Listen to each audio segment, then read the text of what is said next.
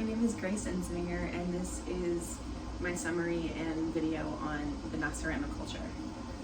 So I have my notes on this, just a forewarning. But the main thing I saw with this was a big thing I didn't really realize. I realized this more in high school of how our culture can seem to others coming into it. For instance, for me, I had a foreign exchange student live with me when I was in 8th grade.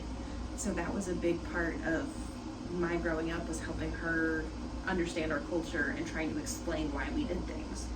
And a big thing I realized in that time was I didn't realize why we did things certain ways, why we believed certain things, just as an American culture.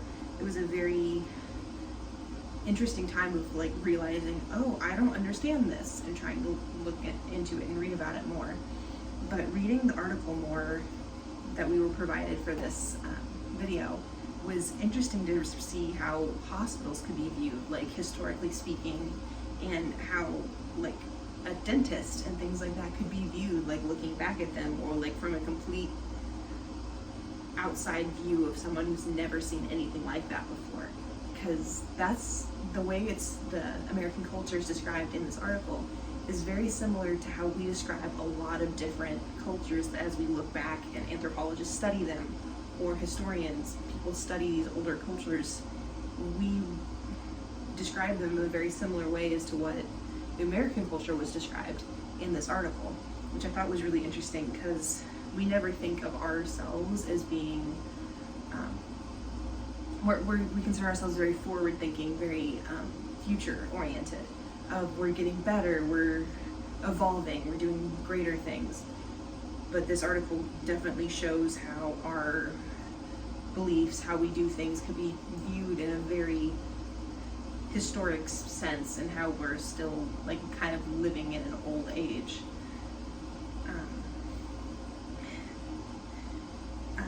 A pattern or practice that I would like to talk about would be just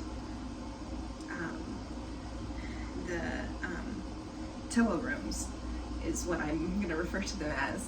But basically, based on, a lot of the times based on feeling horrible about themselves, or on a doctor's recommendation, or in this case a medicine man. A lot of people from the Nacirema culture will go to this Toa rooms and will put themselves through excruciating pain of lifting giant metal objects, or standing on a moving floor that moves very quickly and trying not to fall off, or standing on moving steps that just don't stop. Things like that for hours on end, in the hopes of improving the way their body looks or improving the way it functions. And obviously this can be seen pretty obviously as a gym or a weight room. A lot of Americans spend hours upon hours upon hours just bench pressing, squatting, running on the treadmill, doing like the stair stepper machine, things like that, which is someone looking in from outside is like, that's not going to make you feel better about yourself. But as a culture, we convince people that if you work harder, if you have this body, if you look this way, you will feel better about yourself. And going to the weight room and lifting things and running and trying to change your body is a very big part of our culture now.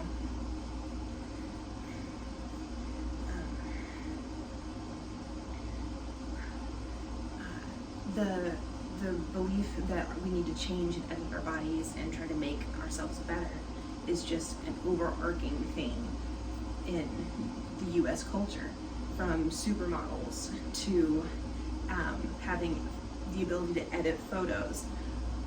I could go back, edit this video, try to make myself look taller, try to be shorter, try to make my neck seem less thick, try to like make my hair look better.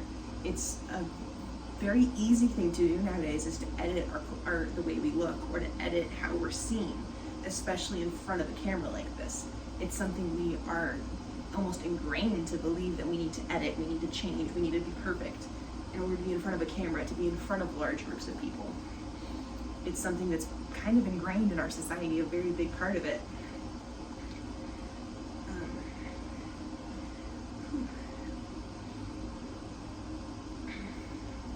And for this guess a big thing that's changed throughout history is for women, the way we're supposed to look. Years and years ago, Marilyn Monroe was the standard of beauty, and she was thicker, she had a stomach, she had a butt, boobs, like was very curvy, she was a very curvy person.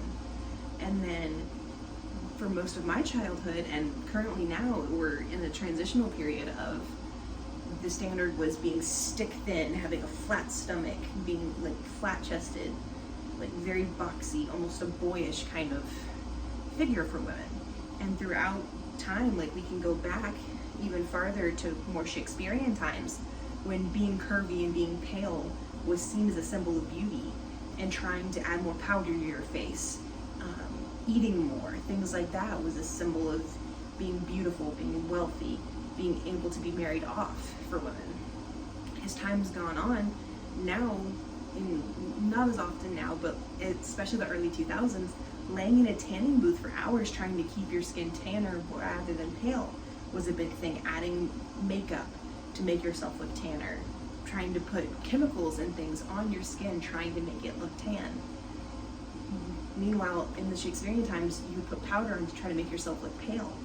It just, as time progresses, it almost flips on its head. And now we're currently in a transitional period where some people, the standard is to be stick thin, be very small in the stomach, small everywhere. But then we have more people like Kim Kardashian and other celebrities like that that are like, have a big chest, have a big butt, but have a tiny waist. Things like that. We're always told that we need to be changing how our body naturally is.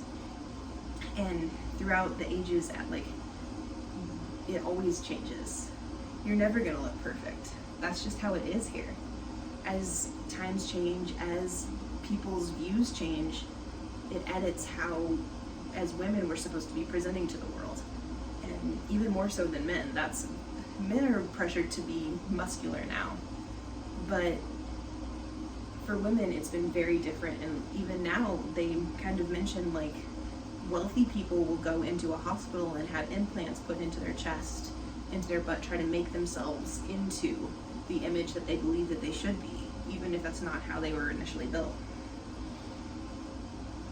I believe that this fascination, this obsession with the way you look, with the way your body's built, with how looking a certain way in front of groups, in front of cameras, things like that, is very toxic for the American culture. I found an article called The Toxicity of the Beauty Standards. It's by Elizabeth Hahn. It was published just before COVID hit, actually. But it pretty much just talks about how TV personalities and celebrities and supermodels, things like that, are all a certain way to try to shape and make you think you need to look that way too. Mainly to sell products to make more money, because we are a capitalistic society. So everything that we do is based on how can we make more money. So even from a young age as girls, you're told you need to look this way, you need to do this, you need to buy this makeup product, you need to buy this lotion, you need to do this skincare thing, you need to style your hair this way, you need this straightener, this blow dryer. Things like that, we're forced and ingrained in ourselves that we need this, we have to have this to be beautiful, to be wanted. It's a very toxic thing that we've ingrained into even young children of, well, I'm not good the way I am. I need to go buy that from that person. That person's beautiful. They used that. I should go buy that to make myself look like them. Which, a big thing a few years ago was these little supplemental vitamins that a lot of celebrities were pushing. And they're like, I take this vitamin, and that company was making tons and tons of money off of that. Because young girls and college kids, people my age, like, oh my gosh, that celebrity, they're beautiful, they look amazing. If I only eat that supplement, my body will look like that. But just eating something like that won't change your body that drastically.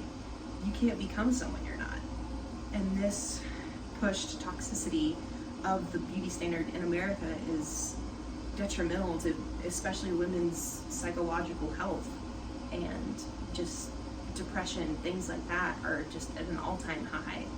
And if we continue to put our standards on these specific beauty standards and keep pushing this down on our young children, it's only going to continue to get worse. overall, I really enjoyed learning about this article and reading it. It was very interesting to read, and I want to continue to looking at cultures in a eagle eye perspective and trying to understand them differently. As someone that's in a biracial relationship, like looking at that culture from a bird's eye view, trying to understand it, digging into it a little bit more, things like that. I'm excited to continue doing that and learning how to do that through this course. Thank you.